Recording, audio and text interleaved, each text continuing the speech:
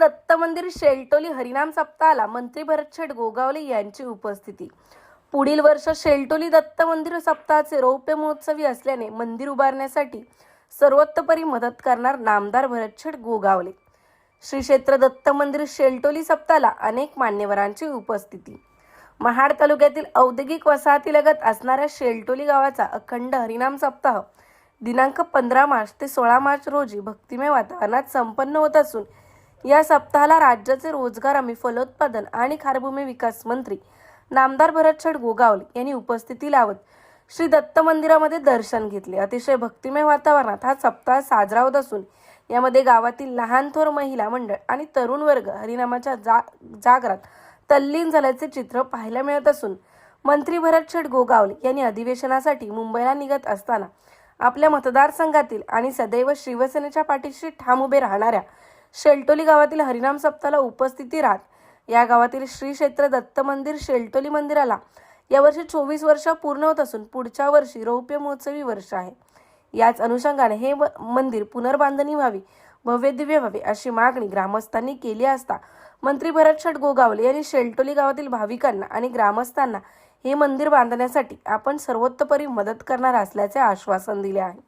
या सप्ताहामध्ये विविध भक्तिमय कार्यक्रमांचे आयोजन केले असून या हरिनाम सप्ताहामध्ये सुप्रसिद्ध तपोनिधी परमपूज्य गुरुवर्य फणसे बाबा तसेच कीर्तनकार महादेव महाराज मोरे, हबप वाडकर महाराज, हबप पानसरे महाराज, हबप संकेत महाराज ढेरे, सीताराम महाराज साळुंके इत्यादी कीर्तनकारांनी या सप्ताहामध्ये उपस्थिती लावत या कार्यक्रमाची शोभा वाढवली। तसेच राजकीय, सामाजिक आणि धार्मिक भक्तांनी या सप्ताहाला उपस्थिती लावत मनोभावे दर्शन घेतले। ब्युरो रिपोर्ट, तेज मराठी न्यूज, महाड, रायगड। सप्ताह ज्या भगवंताचा या ठिकाणी संपन्न होतोय त्या दत्तगुरु रायांच्या चरणी नतमस्तक होतो। सत्यनारायणची महापूजा आयोजित केली होती, त्याच्या चरणी नतमस्तक होतो। समोर असलेलं आपलं ग्रामदैवत गावपांढरीचं त्यांच्याही चरणी नतमस्तक होतो। महाराष्ट्राच्या आराध्य दैवत राजे शिवछत्रपती महाराज, छत्रपती संभाजी महाराज यांना आपल्या सगळ्यांच्या वतीने त्रिवार मानाचा मुजरा करतो। मराठी मानाचे मानबिंदू, हिंदू हृदय सम्राट आदरणीय सरसेनापती बाळासाहेब ठाकरे, धर्मवीर आनंदीगे साहेबांना वंदन करतो। महाराष्ट्र राज्याचे उपमुख्यमंत्री, आपले नेते आणि लाडक्या बहिणींचे लाडके भाऊ आदरणीय एकनाथ शिंदे साहेब, आज या ठिकाणी हरिपाठ थांबवून आम्हाला 2 शब्द बोलायला दिलेले आहे। खरं म्हणजे हरिपाठ कीर्तन शक्यतो आम्ही थांबवत नाही आहे, परंतु आता हरिपाठवाल्यांना पण आमच्या आवश्यकताने आम्हाला पण द्यायचे आहे, त्यामुळे दोघांनी आपण समजून घेऊया आणि आम्ही दिलगिरी व्यक्त करतो।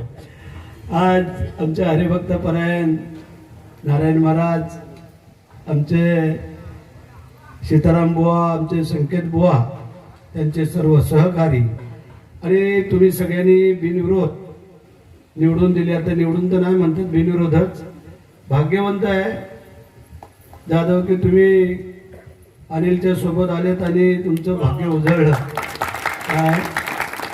आणि मग आपले सरपंच अनिल उटेकर विषय, आमचे सर्वच गावातील ग्रामस्थ, कार्यकर्ते मंडळी, हरिपाठ म्हणणारे सर्व धरकरी मंडळी, उपस्थित सर्व ग्रामस्थ, माझ्या सर्व लाडक्या भगिनी आणि सर्व संत सज्जन भाविक मंडळी हो, क्रमांकांनी आता आपल्याला सांगितलंय की गेली 24 वर्ष आम्ही हा अखंड हरिनाम सप्ताह करतोय आणि आता आम्हाला एक छोटं मंदिर आहे, पण मला वाटतं छोटं मंदिर आहे, जागा चांगली आहे, छान आहे की असा परिसर शक्यतो कुठं नाही भेटत। परंतु ठीक आहे, आता तुझी इच्छा आल्यावर सांगणार का, आता देवा पुढं काय चालेल ना, तसं तुमची इच्छा असेल तर तो करणारा तोच आहे, आम्ही कोण आहे। परंतु आपण ठरवूया व त्याचं काय बजेट आहे, काय नाही, मग आपले काही एवढी मोठी इंडस्ट्रीज आहे त्यांच्या माध्यमातून काय, आपल्या माध्यमातून काय, ग्रामस्थ अशी तुमची तयारी ठेवा आणि आपण त्याला करूया। बाकी जे काही लागेल तिथे आम्ही आहोत, काळजी करायचं कारण नाही, कारण या गावाचं जे संघटनेवरती गेले अनेक वर्ष प्रेम आहे त्यासाठी आम्हाला पूर्ण कल्पना आहे की आता त्यात वाढ झालेली आहे आणि यावेळेला रेकॉर्ड झाला की कधीही पंचायत समितीची शीट बिनविरोध झाली नव्हती, ते अनिलच्या या माध्यमातून झालेले। आपण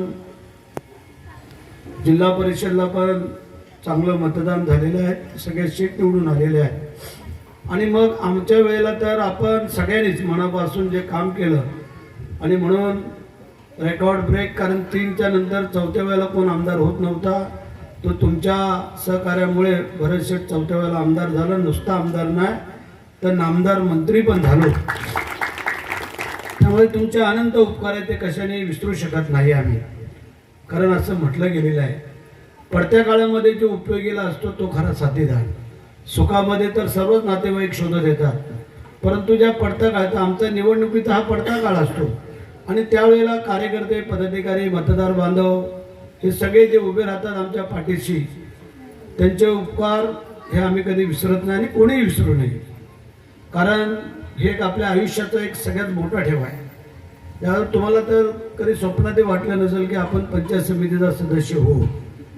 जर कदाचित पुढच्या टप्प्यामध्ये जर आरक्षण पडलं तर त्याच्यापेक्षा डबल भाग्यवंत तुझ्या एवढा कोण असू शकत.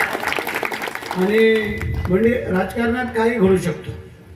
2 गोष्टी असतात, मी मगाशी सांगितलंय, राजकारण आणि क्रिकेटचा खेळ. ह्यामध्ये कधी काही घडल हे कोणच सांगू शकत नाही.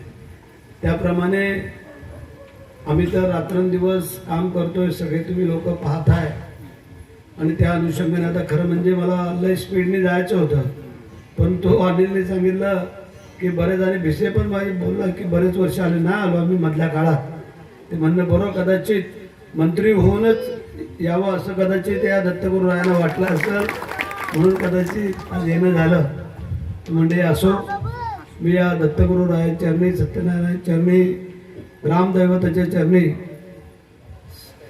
भगवंताच्या चरणी प्रार्थना करतो की तुम्हाला सगळ्या मंडळींना निरोगी आरोग्य आयुष्य द्यावं.